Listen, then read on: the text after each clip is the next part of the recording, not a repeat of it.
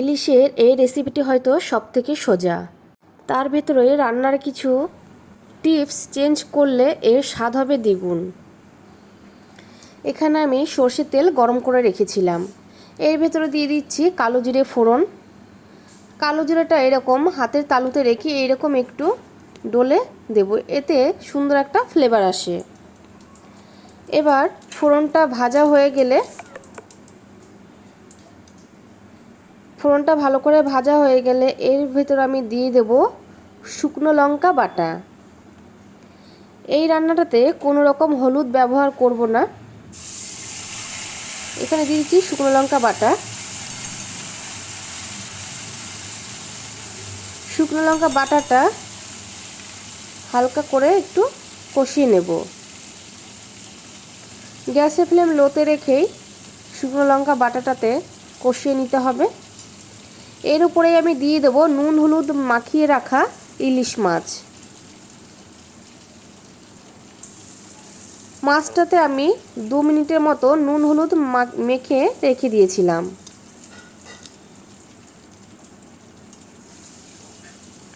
এবার গ্যাসের ফ্লেম হাইতে রেখে মাছগুলো আমি এর উপরেই ভেজে নেব।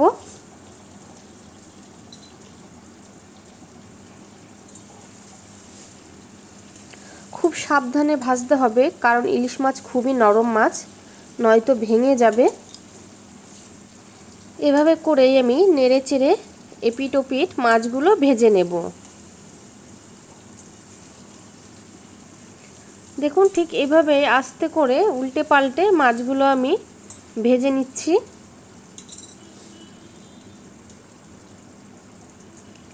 এভাবে রান্না করলে খুব অল্প সময়ে রান্নাটা হয়ে যায় আর খেতে কিন্তু দুর্দান্ত লাগে।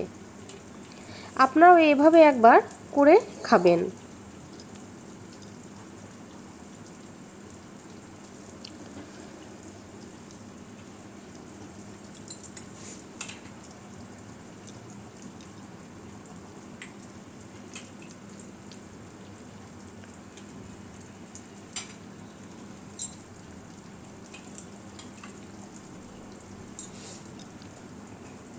এদিকে চলুন আমি দেখাই।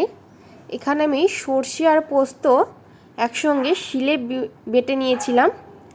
এবার এটাতে আমি বেশি পরিমাণ জল দিয়ে একটু গুলিয়ে নেব।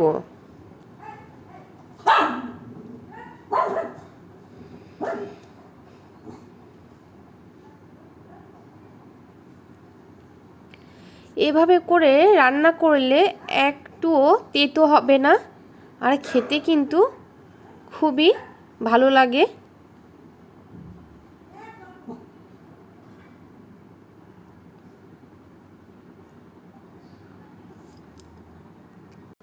দেখুন, এখানে পেস্টটা রেডি হয়ে গেছে।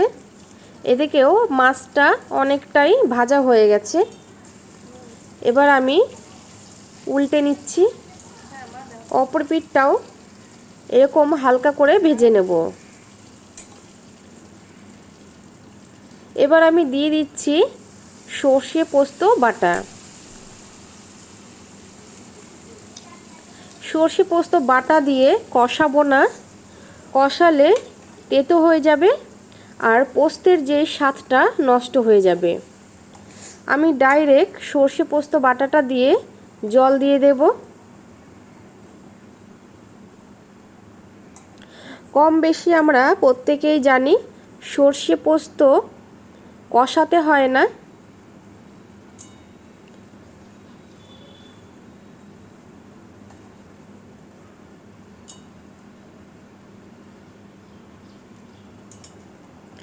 এখানে আপনারা যতটা ঝোল চাইবেন ততটাই জল দেবেন।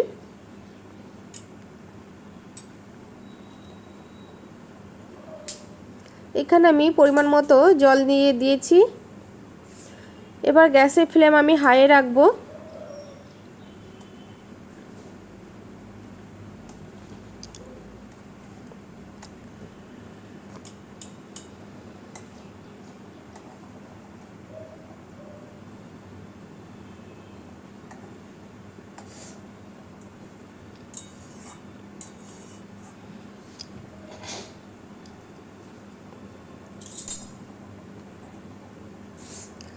এই সময়ে নুনটা চেক করে নিতে পারেন। এবার আমি ঢাকা দিয়ে গ্যাসের ফ্লেম লোতে রাখবো। কিছুক্ষণ পর ঢাকা তুলে দেখে নেব। দেখুন ঝোলটা অনেকটা শুকিয়ে এসছে।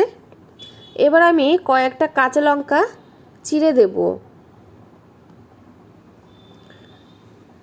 এতে করে খুব সুন্দর একটা ফ্লেভার আসে আর খেতেও খুব ভালো লাগে।